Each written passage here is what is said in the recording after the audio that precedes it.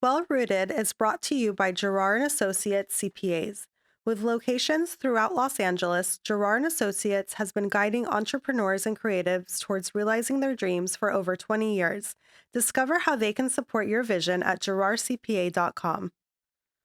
Hey, it's Haneen, and today on our first episode of Well Rooted, we are joined by Lana Salah. Lana is a stand-up comedian. She is an entrepreneur. She is a powerhouse. And on today's episode, we talk about her experience doing stand-up here in Los Angeles, how she's navigated the entertainment industry as a Palestinian American woman, her experience this past year specifically, including how even the student encampments have played a role in her getting back on the stage. All of this really made for a great conversation. Lana is brilliant. She gives so much incredible insight into what the experience of a Palestinian woman is in the comedy industry. So I'm really excited for you guys to hear today's episode. And this is Well Rooted. How would you describe your experience as a stand-up comedian over the course of this past year as a Palestinian? I think it's been interesting since the tragedy of October 7th. There was a definite shift. I took a break for a little bit because the waters were very rough, and there was a lot of kind of acceptable anti-Palestinian sentiment going around at the time. So there were friends and family that were concerned for my safety and things like that were really like palpable at the time. Like I almost didn't even like to leave my place a lot. So it kind of was a little like for the first, I want to say, 3 to 6 months. And I would talk to other comedians who were still out there, and they would like test the waters and be like, yeah, oh my, there's so many people out here just saying wild stuff. And I'm like, yeah, I don't think I could take it right now. I need to like just take a break. And then I started kind of going back out again earlier this year, and I felt that some things have shifted. I feel that people are a little bit more aware and more they know more about the context and everything that happened before, and people have been able to form their own thoughts. And I've watched people I've known for years go from one end of the spectrum, somewhere to the middle. Like I've seen people shift over the course of this last year, and things that I kind of never thought, I would see, in my lifetime. So, and doing it in comedy, I think, it was always going to be a part of my comedy. It was always part of it from the very beginning, but it became a much more like central focal point of it. Like, I want to talk about this. I want to say something about this because I have a lot to say about this. But it was always like trying to find that delicate balance of how do you do this? How do you make it funny? How do you make it respectful to, really what it is we're trying to, like we're not a joke, we're not the joke, but Right. we're dark at this point. So this is like all of our dark humor is coming out and coming in play. And I think it almost like highlights that that is one of our special talents as Palestinians. Like I've sure I've known people, I have some family, friends, people I've known over the years that were just so dark but funny. And Yeah. you still like, where did we get this from? And then I look now and I'm like, oh, like we just it's a response and a reaction to almost like not being allowed to feel your pain and grief. And it's a response to that kind of denial that you're like, oh, well, we're just going to have to laugh about it because why are we going to cry about this? Like we're here and we're proud to be here. So we're just going to like we're going to be here and we're going to let you know we're here and we're going to show you like that this is the way we live our lives, that this is who we are because a lot of people never met a Palestinian before. Yep. A lot of people like that I might be the first person they've ever seen. And I always considered even before all this, even before comedy, I always looked at myself as I'm an ambassador of my people. I'm not an elected ambassador. There's probably a lot of people to be like, you don't represent us. That's all fine. Right. But for the spaces that I get in, for the places that I'm in where I would be the only one there, I am an ambassador. for my Hmm. people.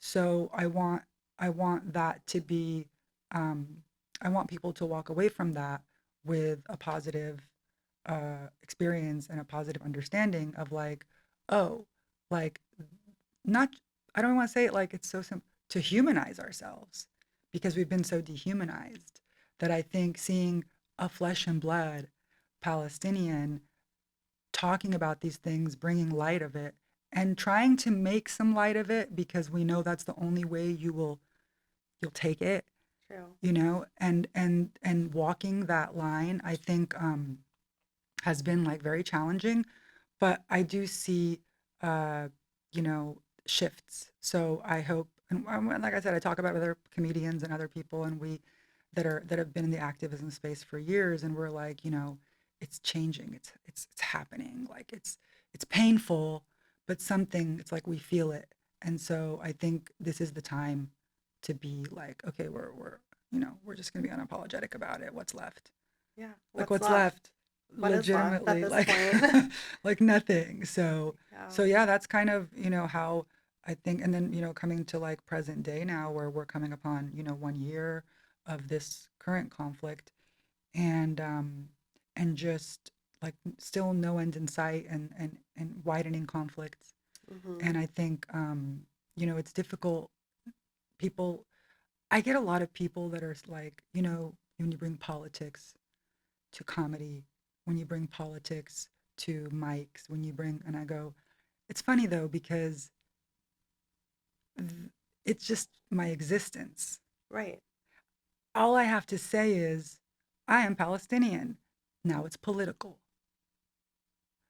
I didn't, I didn't make a political joke, but now that already gets a response and a reaction. And there's not a lot of groups, ethnic groups, that that will have that similar experience in today's society in general. Like, there's pockets and places you can go which are going to be anti this and anti that, but just like in a normal, like, liberal town with all Yeah. kinds of people and melting pot, and you're just like, I'm Palestinian, people are like, and you're like, wow, is it 2024? Like, Yeah. Seriously. what is going No, on here? Didn't we seriously. just have BLM? Did we just not do all this? And now we're like confused. Like, what happened? And it's just like, that's it is a dehumanization. Hmm. It's almost also like a depersonalization, because they want, even when you want to bring it up, you have to somewhat depersonalize to be like effective about it. Because otherwise, you might get like really upset, or you might take it really to heart that, people are like, they just don't want you there. Right. And that can kind of, like, because it's just like, I am, and they're like, oh, we don't know if we like you. Okay, so anything after that doesn't matter.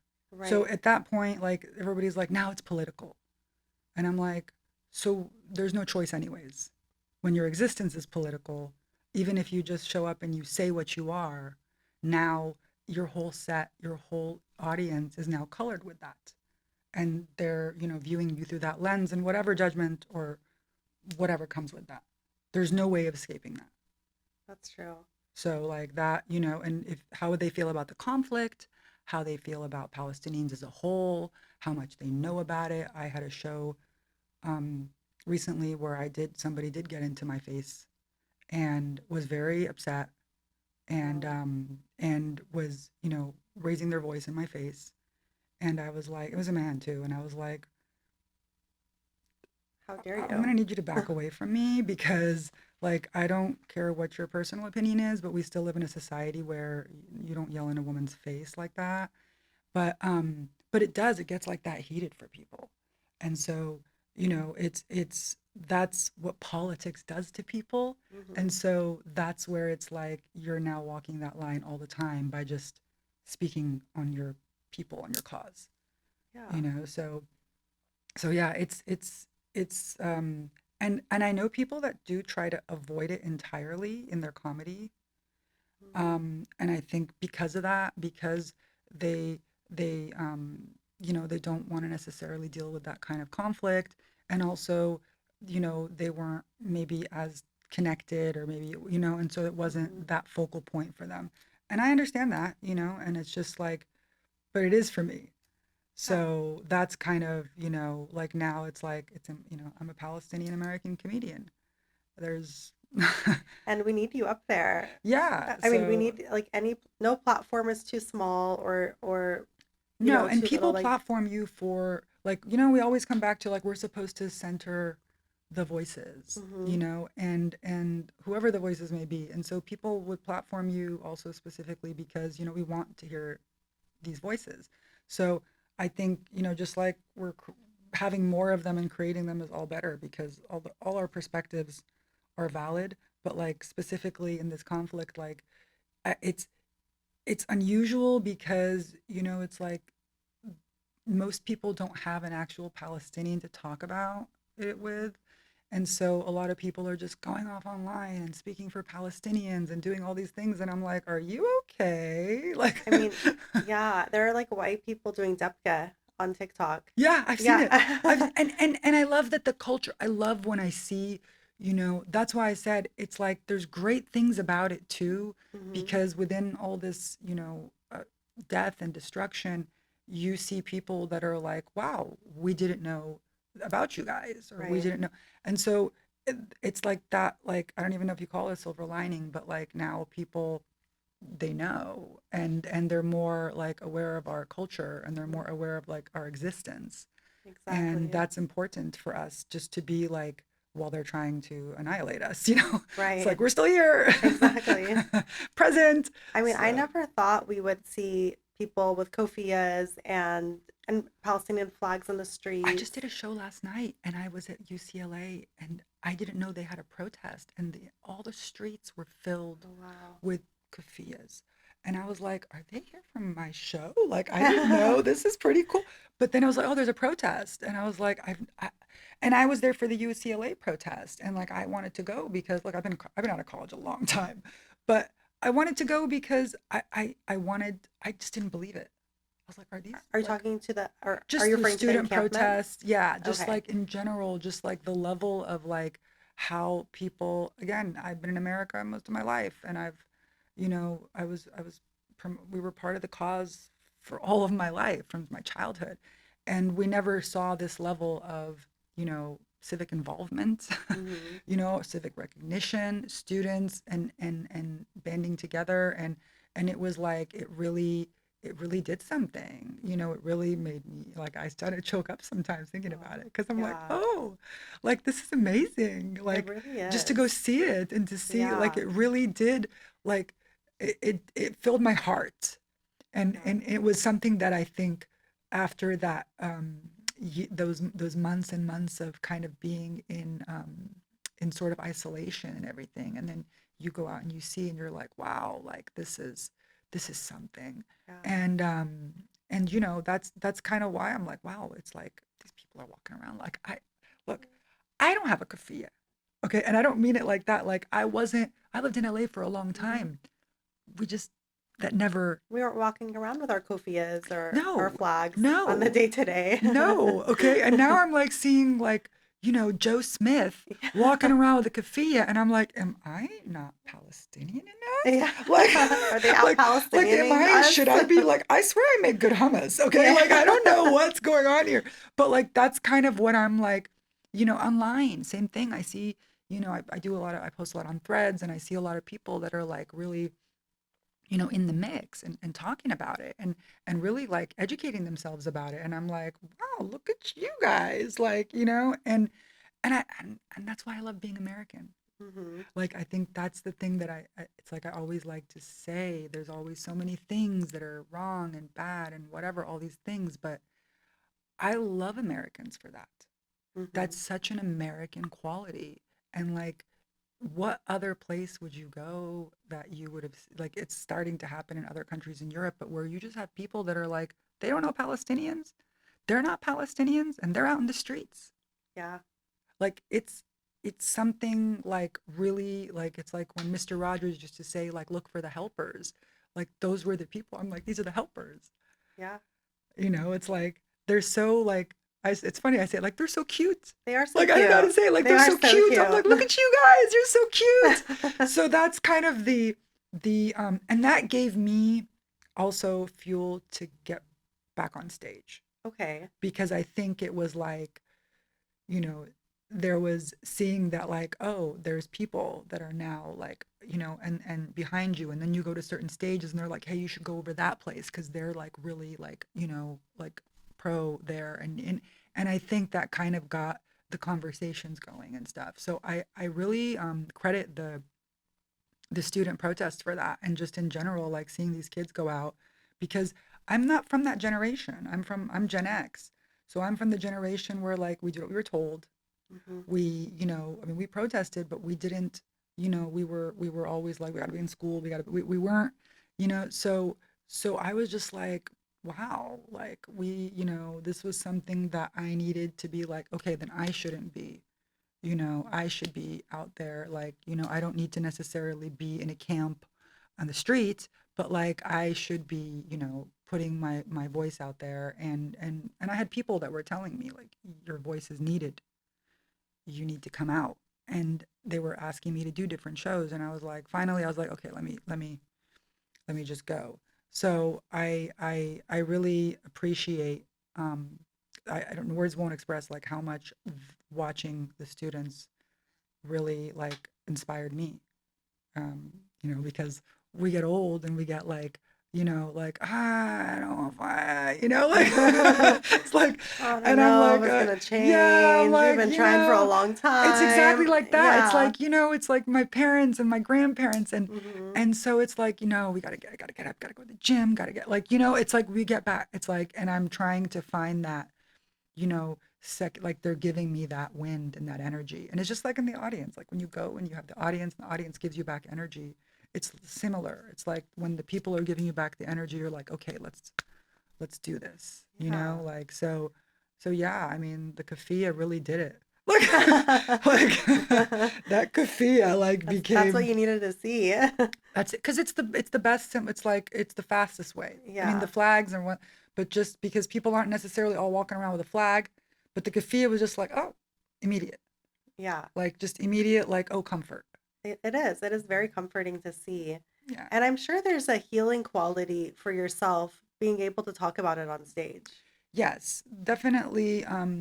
For a long time, I didn't like I would be in situations or scenarios where it was like, maybe you shouldn't talk about that. Still Yeah. happens, still does. Like, I'll still in certain areas, they'll be like, maybe don't. And it's, for lack of a better term, like it's always like people that are, ignorant or have their own issues, that it's just like, but being able to kind of just be on stage and say it and talk about it is super liberating in a way. Like, it's scary, but it's very liberating, because it's just like there's nothing, like, it's weird because it should be such a normal thing to say, I am this, Hmm. but it's like you feel immediately naked, and you feel like you're like you're in that space of like, now we're all gonna judge me.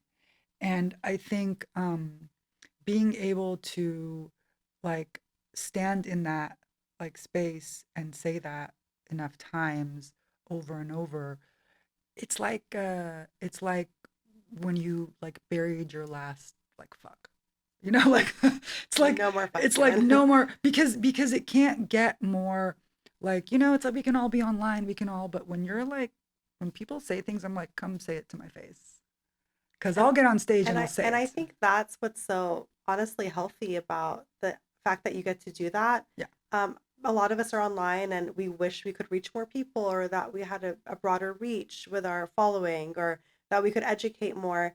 But you're there on stage, and when you're doing comedy, it's like this immediate return, right? Yeah, there's a little bit of instant gratification, and also instant, like, the opposite, like, like bombing. And I think that um dissecting that, like, first of all, as an artist, because we're all going to be like, we're all going to be critical, but also, trying to understand, like, did it, like, again, does it come from a place where is this uh I'm just going to say, is this racism? Mm-hmm. is this coming from that, or is it coming from a place of like extreme discomfort and just uh it's a it's something that maybe people don't want to associate with laughing in a comedy. I think like, and I think in the latter part, like I can understand that to some extent because like I said, our humor is dark because our experience has been um, rife with struggle. Right. So I can understand how some people who didn't exist in that type of struggle or any kind of struggle for that matter, it could just be like uncomfortable. Just like Hmm. death is very difficult for people and grief is very difficult for people. Um, but I think my life experience and my experiences with grief and struggle have put me kind of in a unique position to uh, like I can talk about it and I can also understand that um, when it is coming from a place of like they're not able to hold that space or carry that in a meaningful way. Like there are just people that are just like this is the level of my consciousness, my existence, anything beyond that it's just too painful for my psyche and I just can't, Hmm. and again, there's arguments to be made about we should all expand ourselves and there's all these kind of arguments to be made but ultimately, we're there to reach the people that are more open, more like receptive, more like in the sense of, again, they've never met a Palestinian before, but they've been hearing about, and now they can meld these two things together, and they can kind of create their own stories that Yeah. about Palestinians that aren't so depersonalized. And I think that again, like we are literally a dying breed. so Hmm. so it's like, Literally. that's kind of the idea of especially during this time, it's like, meet a Palestinian and to get in those rooms and in those spaces where you can do that, it's a lot of work. Hmm. And so I think, and it's also, again, a lot of confronting that. It's like you have to write the comedy and then you have to get up and perform it. And then you have to confront the reality, the acceptance that half these people just aren't going to like you, just maybe off the bat, depending on Yeah. where you are. And then you also have to be, confronted with the reality of like, doesn't even matter because really, if it's a good joke, half the people will laugh and half the people might be offended. Yeah. That's that's the thing about comedy is like some of the times I'll it's some of the things I'll say it's so shocking to people Hmm. because again it's so dark for them and they're like like I don't know if I should laugh at this. So you have one specific set that I saw that I watched a few times because at first I was like, should I laugh at this? But then I couldn't help but laugh at it. But then I understood it better the more times I watched it. And it's where you kind of reference I'm Palestinian and I'm above ground with all Yes, of my parts intact. But yes, I kind of love it because I love how you pushed people to be a little uncomfortable in that moment. And there were still people laughing. yeah, and I think that's another sign because I mean I don't know if you do, but we laugh when we're uncomfortable. Hmm. It's a psychological phenomenon. So I think being like able to say it like you might be used to seeing us dead but Yeah. and I And you and can't help but laugh at that. yeah because it's you look at somebody like Bassem Youssef and you look at like we are I mean mentally a lot of us are in a dark place. Yeah. So this isn't just we're not up I'm not up there to say something to be shocking just for that. I'm trying to deal with my thoughts. Right. And if I'm seeing something and the first thing that comes into my head, it sounds so dark, but I'm laughing because I'm like, what else is there? Right. This is how To we go on. yeah, like not only Yeah. that, but like, sometimes when things it's like the theater of the absurd. Except unfortunately, this theater of the absurd is going to be responsible for the annihilation of our people. But the theater of the absurd is like this this is unserious. This can't be serious. This is not like Hmm. this is bad theater. because Yeah. it is like that. You're watching this and you're like, people aren't eating this up. People aren't buying this, are they? But it is because there's a lot that goes into that, and there's a lot, like let's not get started about how much propaganda and brainwashing and just how much, like, even when I every time I post, just the bots that come out of the Yeah. woodworks and things, and like, when you look at like what people are up against, and that we're like, like, in terms of number of people, in terms of, investment that we're putting forth to like amplify our voices, Hmm. you know, I do, I've worked in like, marketing and advertising, and I know what this stuff costs. I know what's being invested in trying to get other messaging out there. So I think like being in that kind of position where we're like, okay, so we know what we're up against, Hmm. and we know that, you know, um, there's there's a lot of like, because I talk to people, and and when I even just in normal conversations, especially over the last, like, the beginning 6 7 months, people be like, oh, you look so interesting, where are you from? And it happens a lot. And when I would answer and say I'm Palestinian, a lot of the responses were like, "Oh my God, I'm so sorry. I I didn't." And also because I could assume at that point that they'd never met a Palestinian before. Right. And so all they were seeing, they said, I watch it on television. I see what's going on. I and when you see their reactions and their responses, just in normal conversations. So I have to assume that there's a subset of society also that as soon as you say, "Oh, I'm Palestinian," they're having the, "Oh my God." So when that joke was coming up, it was from that premise of like, I'm here above ground, like, oh yes, I know you're used to seeing, now you see a live one, Yeah. okay? Um, and I had another joke that I think was really like upsetting to people that I was saying, which was uh, I used to say that Palestinians are like Bigfoot, because even when you would get a picture of us, some people would still say we don't exist. Wow. But now I think we're more like rare Pokemon, because Israel's got to catch us all. And it's very shocking to people. Okay. But Where's the lie? that's all I think of. Yeah. I don't, I only reason why I got the idea for the joke was I was at a mic one day and I saw a guy wearing a Pokemon shirt and it said, gotta catch them all. That was it, because that's how my mind works. So again, if that's the inner workings of my mind, and that's what I'm, and it's coming from a place again of like, I'm trying to spread awareness in the best way I can. In some ways, the dry way, because really, it's like the most serious way to say it. Like Hmm. if I go up there and I'm like, look at me, I'm alive, Yeah. it's insulting. Right. You know what I mean? It's Yeah. like we're not clowns here, but in the sense of like, I know as soon as I say I'm Palestinian, there's the people in the room that are like, oh, ooh, ooh, A real what, one. like, Yeah. and what is that? What's the next thing? What's she gonna say? What? Because again, there's so much buildup around it Yeah. that the moment you meet a first one, the real one, there's emotion that's released. There's something that comes out of people, their faces, they're this, they're that. You can tell they've never been confronted with it real time live, and you're just like, wow, I never, like, and a lot of shows you can only see the first row of people. Sometimes it's like you don't get to see, between the lights and everything, sometimes you see everybody, and you're just like, you see all their faces and you're like,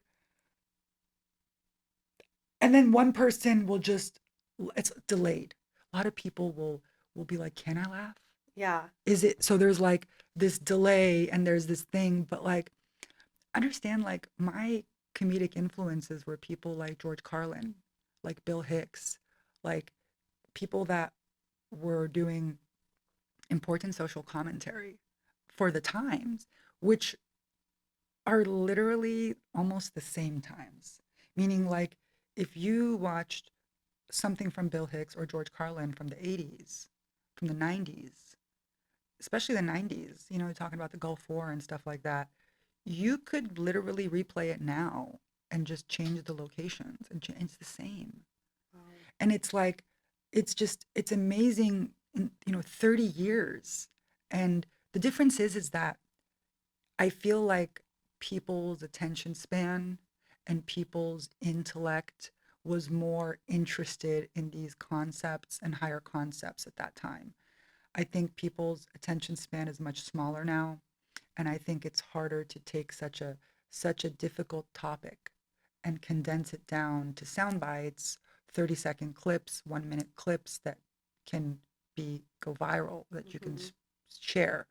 And that's where some of those jokes and some of those things come from, because what's a one-liner about Palestine that's not going to be, because I hear so many comedians making one-liners. I mean, they're not Palestinian, but they'll talk about the situation Mm-hmm. from a variety of angles and things, and because it's a hot topic. Right. So it's like, but as a Palestinian, my one-liners and the things that I say are much more loaded. Yeah. And so like I'm doing my best to walk that, line, and to walk that in the most, like, to honor my humor and also the cause. But like, I still get people that'll be like, you don't represent Palestine. Like, and I get all kinds of people that are just, but like, again, in the spaces that I'm in and the stages that I'm on, I'm there to, let's just say, entertain. But in the terms of speaking about Palestine, I want the medicine to go down with the sugar. And Yeah. that's like the best. Like, again, I love America, and I'm American, so I Mm-hmm. understand. Right. I understand the culture. I Yeah. understand, how we communicate with each other, and that humor is, the best way, because people will, after shows, come up to me and they'll be like, that was like, and they will say things, and like, people, even like, I've had senior citizens walk up to me that I was like, you'd never think that, people that are like 70 years old, they'd be set in their thinking and their, Right. and and having them come up to me and saying things about like, oh, I loved when, like, I'm so sorry, like, just the human aspect of, I think, like, there's always the bad things, but just those interactions, like, that fuels me. And that's also meaning that, like, hey, I did this show of 20 people, 50 people, 100 people, 10 people, 2 people, 4 people, Mm-hmm. okay, are going to go tomorrow and say, I saw this funny Palestinian woman. Yep. Okay. And I think that's all, not all we have, but like, because the media, we don't, we, a lot of times we're not given that space. Mm-hmm. And we don't, like I said, we're being shown in a dehumanized, depersonalized manner, in the media, where our bodies are being shown, our grief, are without a true voice. And even though we are not there, like, we're here, I've been to Gaza, I've been to I lived in the Middle East, and I've spent, a decade of my life, traveling through there.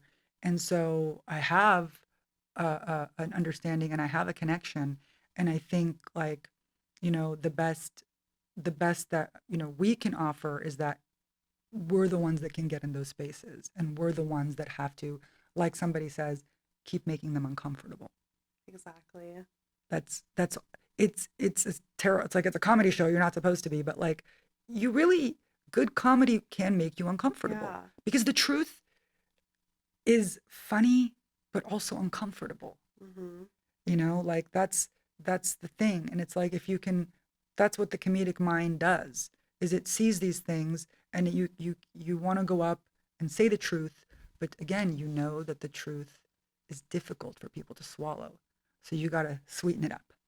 And Yeah. you spend your whole time figuring out, how do I sweeten this up so that these people will see nice, attractive lady going up, hi, how are you, let me tell you about my dead people. Like, that's, you know you know what I mean? Yeah. Because if you come in the package that the media has packaged for them, if you come in the package that, again, we're talking about, like, the way that we're typecast, Mm-hmm. like, if you come in that, like, again, even the kafia, like, I love the kafia, but like, I want to be, part of even the reactions I get, and part of the way the audience interacts is that they don't know. I go up there, they're getting their first judgment, and then I say, and then they're getting their next thing, and then they're moving Mm. on to the next thing. But I want I want them to see me as a person who happens to be Palestinian, and that's now we can have this shared experience Right. versus, oh, that person, she just this Palestinian person just went up there and talked to us for 20 minutes. So I definitely feel like that, breaking certain mold barriers, making, giving a different vibe, face, a different background, like just in terms of like my corporate background, I have an engineering degree, like these types of things, it's like, hey, we're, Palestinians are the most educated. Yep. And when I tell people that we're the like the highest literacy, the highest education rate, like highly intelligent, Specifically the population of Gaza too.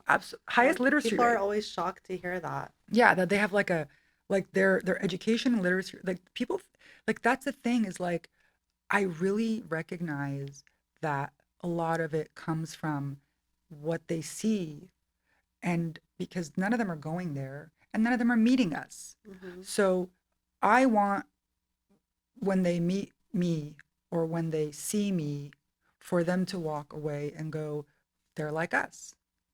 Not like, we're different, but like, not like Kendra, not like us. Okay, Yeah, yeah. we all have a shared experience, and Yeah. really, Palestinians are no different than Americans in that we just want the right to live in peace, free of violence on our land. Hmm. Everybody has that. Like, we all can agree on that. Right. And I think how we go about it, how we talk about it, people can be upset about it, can argue about it, but we can all agree on that. And I think when you're doing this comedy and you have the opportunity to take people on this journey, and then at the end of this journey, they're going to make a decision about everything they heard. And they can either be like fully closed off to it, and like, again, like, oh, because this person, like this, they said this, and like, where the cafe, like they have so many triggers. They have so Right. many triggers. Okay. My goal is to be the least amount triggering, in the Hmm. sense of, I don't want you to have a reaction until you hear what we're going to say and talk about. And then that'll be your real reaction. Right. And that's, like I said, the best way to see it and learn it as well, because now I'm like fully liberated seeing that. I'm like, oh wow, like now I can see them without even them placing any kind of, because I know how I look and I know what they're thinking when I Hmm. come out there. And then now they have to, their minds are doing They're like, somersaults. wait, Palestinian women look like Their this? minds are doing Yeah, somersaults. it's not what They're they've been like, and then fed. it's like you're Muslim, and then it's like all the different things. And it's like, yeah, because we are multifaceted people. Right. Like, we are, like, we invented open heart surgery, we invented Literally. math. Okay. Literally. like I don't Universities. like I don't want to sit down and be at a TED talk. Okay. Yeah, Like, hey, let yeah. me open up the Wikipedia and tell you everything we did. And because people will be like, give us one thing that Palestinians brought. Oh Like, my listen, goodness. like people will be like that. People Like, really say what that. inventions or what did they come up with? And I'm just like, again, one of the things that I feel that as a Palestinian that I have is the ability to empathize with people of all kinds of struggles. Having your land taken away, coming from, my grandparents were survivors of the Nakba, uh, having all those stories passed down, being in that, there's a, number one, it humbles you, obviously. Hmm. But number two, like, we, I would never ever catch myself talking at or getting in the way of another person, group, talking about their struggle, understanding what, knowing that this is, like all valid. And I think, again, like with Palestinians, I feel like there's, because it became such a political issue in our country, I feel like there's a lot of people that are like, well, the Palestinians should know better, and the Palestinians should, why they gonna do, if they better vote for Kamala because this, and Yeah. they get into these weird, like, and I'm like, first of all, you're chronically online, touch grass. Okay? Please touch grass. Because I like to think of the internet as an extension of like, at least for me, and I think if other people treated it this way, the world would be a better place. Hmm. But I won't go say anything on the internet that I'm not going to say on the stage or in real life or to your face. I'm not going to do that because that's the way I lived before social media. Okay. Yeah. Like we didn't have walls to write stuff on. We were kids. Okay. We had Right. fights. And I don't condone violence or anything like that, but I do believe that again, it's like that depersonalization it makes people a little cuckoo, Hmm. and it creates these kind of parasocial relationships, or they create, like, they've all created a parasocial relationship with Palestinians without knowing a single Palestinian, and they've all decided that they care more about us than we do because we're not doing what they think. And I think that's a very unique, like, I don't think I've like seen that happen in a minute. Like, I mean, I'm sure America's history, we've done a lot of terrible things like that. Right. But just to be like, again, we're 2024 and you're on the internet talking about, you know what I think the Palestinians should do? Like, Yeah. replace Yeah. that with any group and it wouldn't be okay. It's not okay. It's just not. And so, and social, the platforms, they're not good with, like, they don't protect, when we get hate stuff, when we like, like some of the comments I get are obvious hate speech, Hmm. but I'm just like, I already know that it's not. Meanwhile, I'll get a strike for like repeating something Kamala said. And I'm like, she said it on TV. But like, that's like, they're on us. Hmm. And so it's back to that idea, like, we have to be held to this higher standard. We have to hold ourselves to this higher standard. And, you hear Black people talk about it all the time. And they say, like, we have to be twice as, we have to be twice as good. We have to be twice as, and I think there's a component of that. Like, you have to be twice as peaceful, Yeah. twice, like, because then it's like, well, you're a terrorist.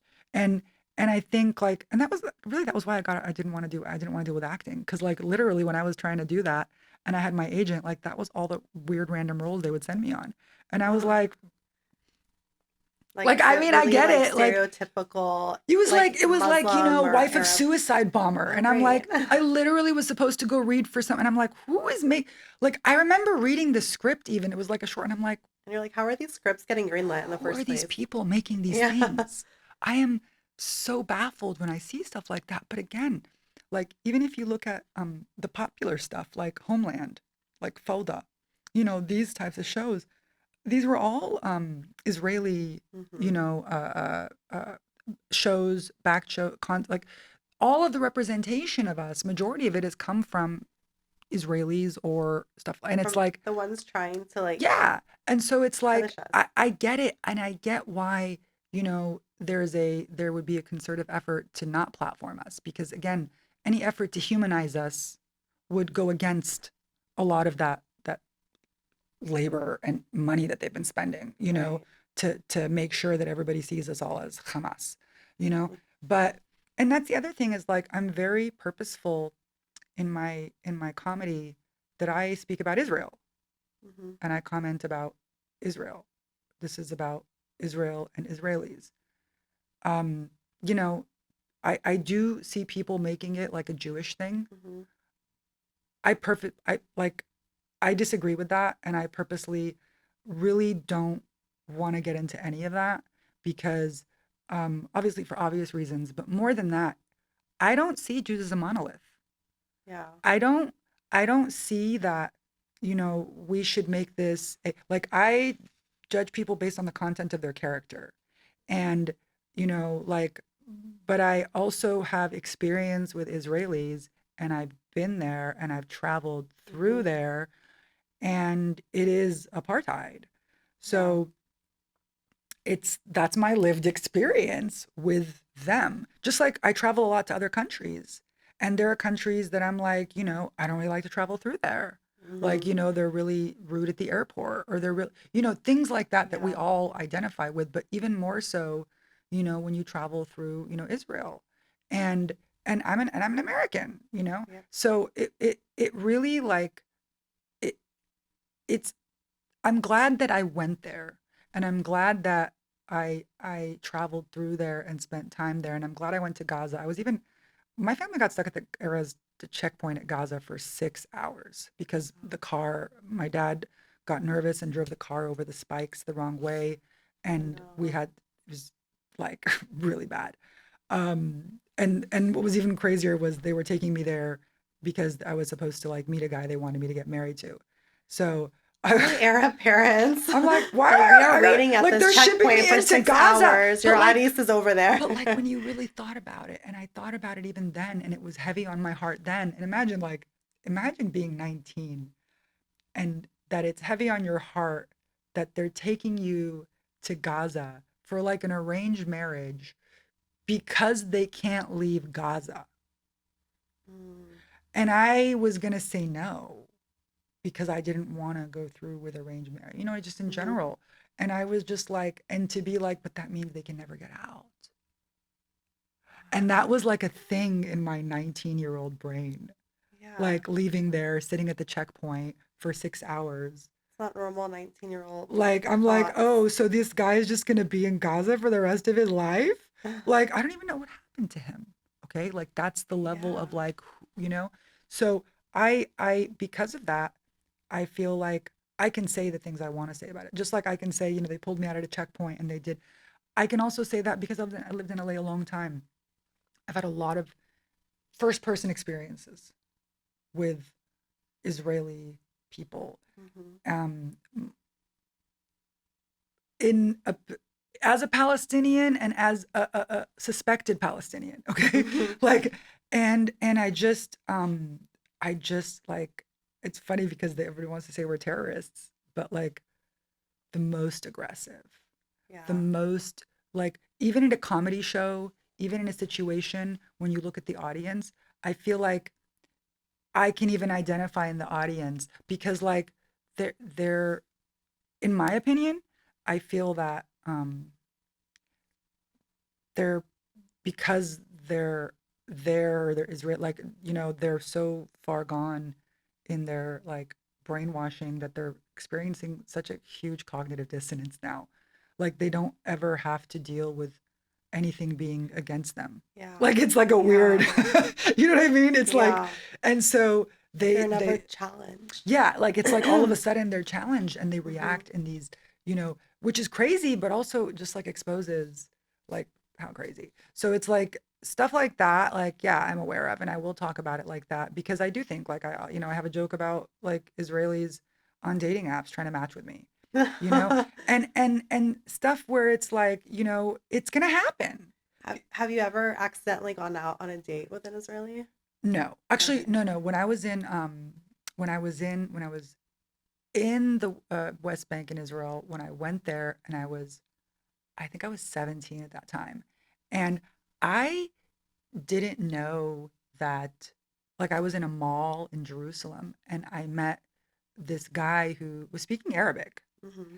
and I didn't know, like, because it was my first time, and I was like, that they, speak Arabic, they look like us, like, Yeah. so, so I remember, like, I was talking with the guy and this, and then after a little bit, I'm like, I think this guy is Israeli. Like, and he knew I was, Palestinian. Yeah. So I also, that's the other reason why I didn't think that it could have been because I'm like, why would you? Like I just, Yeah. so that was the only time. And not even to get into specifics, that was so scary because he was like, oh, I want to meet your dad. I'm like, no, sir. Like we are done now. But that was the only time. And the only thing that like does, it's like in terms of dating, like I guess it is kind of like I have, it probably would be kind of hard to date somebody who's Jewish without really knowing, like especially if you're just like on an app or something. You know what I mean? It's like you Right. don't know people's background or beliefs and stuff. So I never really like like I have a lot of friends, that are Jewish, and I have friends that I like for years I didn't even know they were Jewish just because, they're more secular and things like Hmm. that. Um, but but in terms of like, dating, I never really it's just like I always knew that there would fundamentally be a problem at some point. Right. Like I just felt that. So I just was like, no, no, no need. Like just it would be um like Like, families specifically. Like right. even if like you get along, it's like, most religion, family, all that stuff is always very complicated, but I think more so, in that. And so yeah, no, I just kind of like avoid it. I Mhm. just think it's just like easier. And it's not like, it's not one of those things that it hasn't like it's again, it's much easier on a dating app Mhm. because it's like people say, what they are. Um, I've definitely been in situations where in person, like, again, I was in LA a long time where like I've gone on dates with, guys who were Jewish and things. And then ultimately we would arrive at that kind of like, oh, like I've had guys, they'll be like, I'm okay that you're Palestinian. I'm like, yeah, like Oh. I'm Just good. the way you said Yeah, that I'm was. so good. Bye. So like, and that's again, I do think that's a part of what like colors my reality about it because I've had these lived experiences and I've seen how people, how and again, I'm just going to call it like racism, how it comes into play, at what point it comes into play, and how people don't see it as that. Mhm. Like they really don't, Yeah. and it's just like, but it is, like it's like they're because if especially because like again, I don't hide who I am and what I am. I think when they're like, again saying things like, "Oh, I don't mind if you're Palestinian," it's like that's pure supremacy. Like Yeah. Yeah. like do you not see that? Right. And nothing like enrages me like supremacist mentality. Like that's just super Mhm. enraging to me because you must be like low intelligence.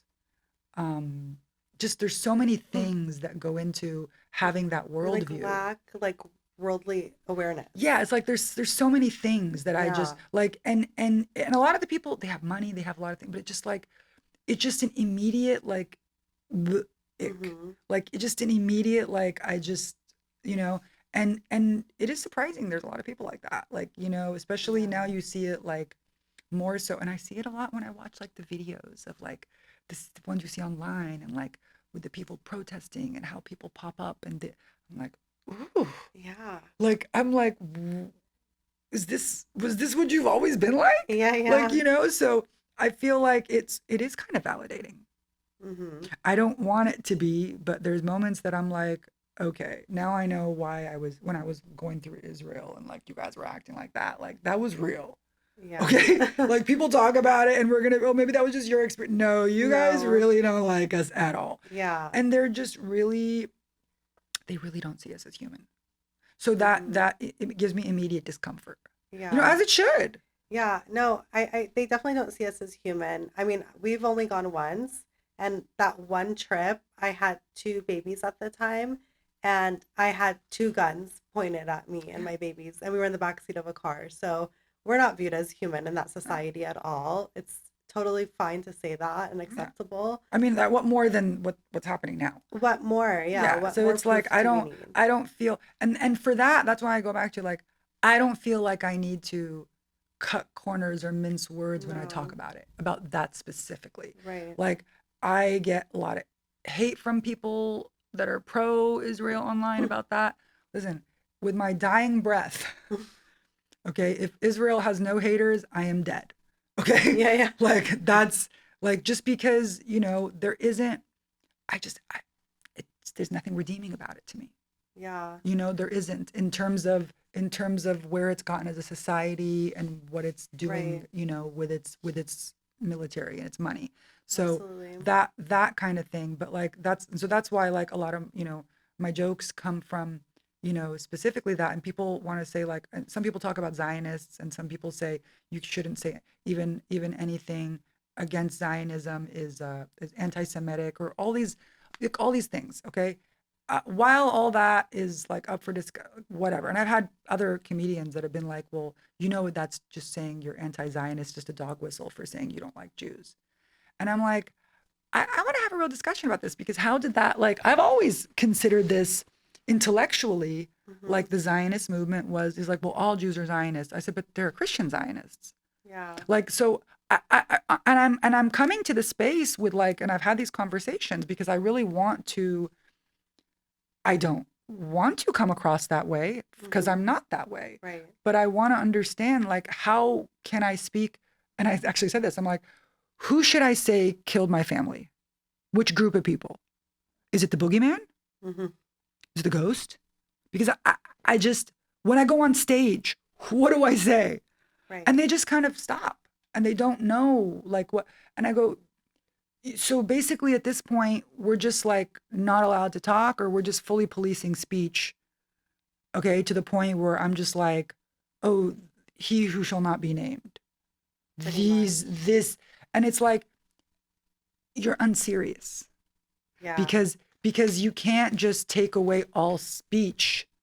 And then when I ask you, okay, so what about this? Who did this? Oh, well, you can say it's Israeli Jews. And I'm like, okay, but like a lot of you guys here are fully with it too. So what is, and then there's the Christians that are fully supporting it, and they're not Israeli or Jewish, Mm-hmm. So I don't know where we're like, I'm not going to get into that. I'm just going to say Israel is a bitch. Okay. Yeah. That's, In short. yeah, that's like, I don't have a lot of time, but that's where I'm at. And so Yeah. I think there is a line that we all have to draw, whether it's in comedy, whether it's in our speech. There is a line that we each personally have to be like, this is where I'm comfortable speaking, existing, expressing myself in. And I will say this with my chest, and I'm going to say it online, and I'm going to say it on stage. Yeah. And that's, again, back to how I believe people should conduct themselves. But Yeah. obviously, we've learned that there's a lot of people on the internet that are either not real people or living out there like they're not real people. Okay. Like, because as a real person, we would have to go out and speak. And, I work from home, and I do, we go out. It's like, we're all through the pandemic. We've all been isolated, Mm-hmm. but we all came back. And so it's like, we all know that we can do this, but Right. the way that this has become, or the favorite battle cry of go to Gaza. Like, Why? So you can. what do you what do you mean? Yeah. What do you Like, get out of what is that? what is that, like, like this idea that this is all the discourse that we can have. Like, if Mm-hmm. we say something, we're not happy with this, or we're not happy with the It's like they genocide of all our people. received like the same email of like talking For points, sure. And and I they think it is just, like that. A yeah, lot of it that's is literally what it a lot of is. it is I think people really don't understand enough. We talk about it a little bit, but if people understood how much money, how much concerted effort, organization, how many organizations were involved in creating all of this discourse content, confusion, doubt, like all this things that they're doing, because it's like to the TikTok ban.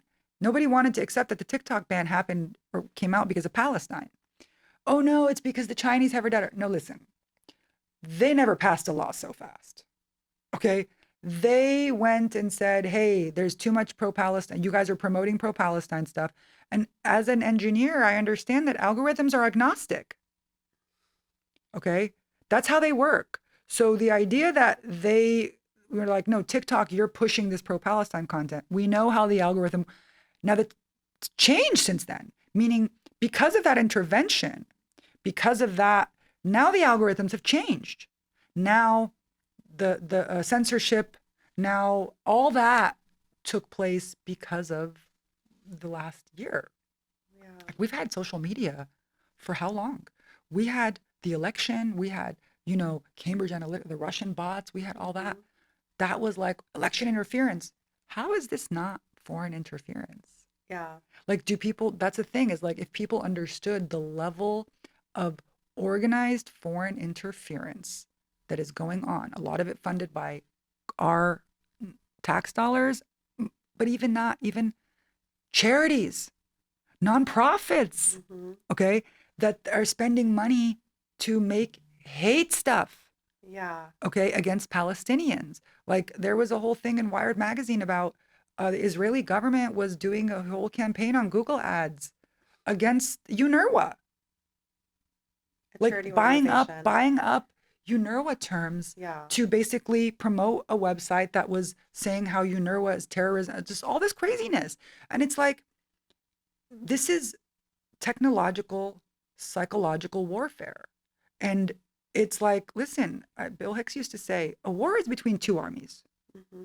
okay? Not one army and a bunch of guys in flip flops, Literally. okay? Like, we've seen this movie before in Iraq, Mm-hmm. okay? A million Iraqis are dead, okay? It was 87 Americans died, 150,000 Iraqis in the first, like, in their, like, that's what they, like, and yet, they still dropped more bombs on Gaza than they dropped in all those wars. It's insane. So the scale and putting it in that perspective, and I think that's why I love I love that I have a STEM degree, and I love that I went through that, because again, I feel like now I'm in that position that it's like, you want to talk? Let's go on a logical journey. Let's go through let's go through it mathematically. Let's go through it by the numbers, because numbers don't lie, people do. Mm-hmm. And I think like a lot of what goes on is the way they do it is they want to obfuscate all the numbers, and they obfuscate it by drawing doubt on where everything's coming from, where the numbers are coming from. And when you have more organizations, reputable organizations, and people that are doing these, studies and doing these things saying, hey, it's more like 200,000 dead. It's more like, when you have other people, which is what needed to happen, because they basically just say everything the Palestinians say lies. They're Mm. not dead. They're just faking it. They're making up names. Yeah. It's like, Hollywood. it's like, it's like we spent 75 years planning so that this could happen in Gaza. Right. Do you understand the mental gymnastics that people need to do to believe that? That's the scary part. Is like, you're sitting in front of us, looking at us, talking to us, and you see we're normal people. We have families like normal people.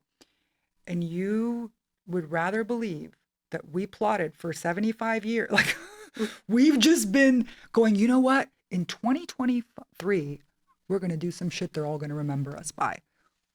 That's what they'd rather believe. Yeah. The insanity. Then just what's right in front of them. That's why I'm saying, like, it's such a cognitive dissonance that even a person of moderate intelligence would kind of be like, hmm. So I think we're at that stage now where you get the moderate intelligence people and the high end are like, hmm. So if people haven't by this point, Mm-hmm. it's only the other alternative.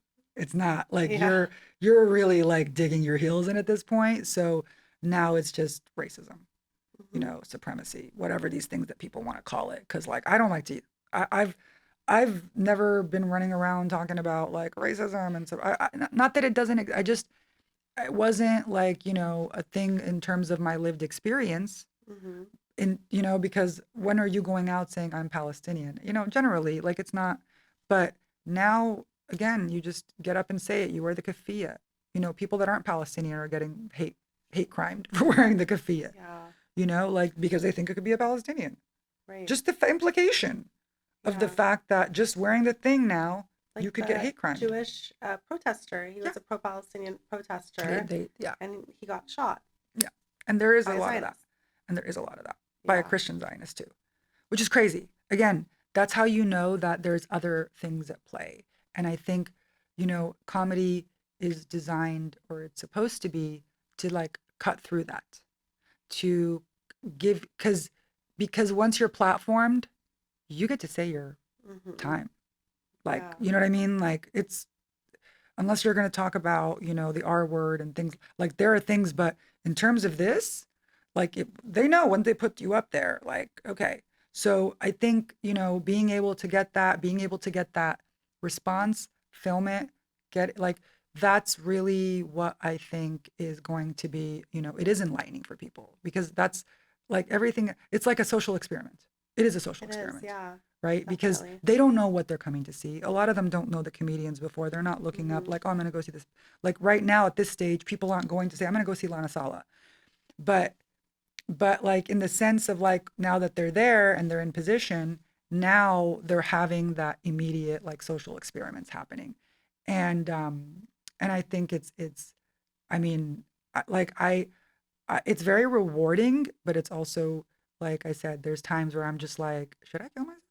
Like, I don't mean it like that, but like the way, because all comedians will talk about this. All comedians will talk about, what it feels like to bomb, what it feels like I can't even say bombing anymore. Okay.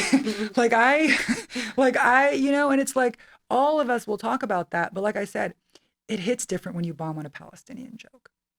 There's something, again, because we're critiquing it. We're like, oh, is this because they don't like Palestinians or is it because? Mm-hmm. So I think there's a lot of, like, how do you say? I've had to, uh, I don't want to say shield myself in that way, but like, again, it's a psyche thing. It's like, I'm not going to get too caught up in the fact that, there's a number of people who don't believe in our right to exist. Right. Okay. I'm not gonna like let that just, kind of deter me Yeah. because there's too much at stake. Mm-hmm. And also, like I said, there's people that we already know they're not going to change. The hope and the goal is, and it's already happening, like the majority of America is against what we're doing there, how Yeah. we're handling the conflict. So it's already at that tipping point. So I think like we're just here to like help push it along. So the other people For can keep sure. doing what they're doing and we'll just keep doing what we're doing. But yeah, it is a huge social experiment. Thank you for listening to another episode of Well Rooted. If you enjoyed today's episode and felt it brought you value, please subscribe, leave a comment, give us a like, and a review. This episode of Well Rooted has been brought to you by Girard & Associates CPAs. With locations across all of Los Angeles, Girard & Associates has been helping entrepreneurs and creatives make their dreams come true for over 2 decades. Go to girardcpa.com to learn more. This is Haneen, and we are all well rooted.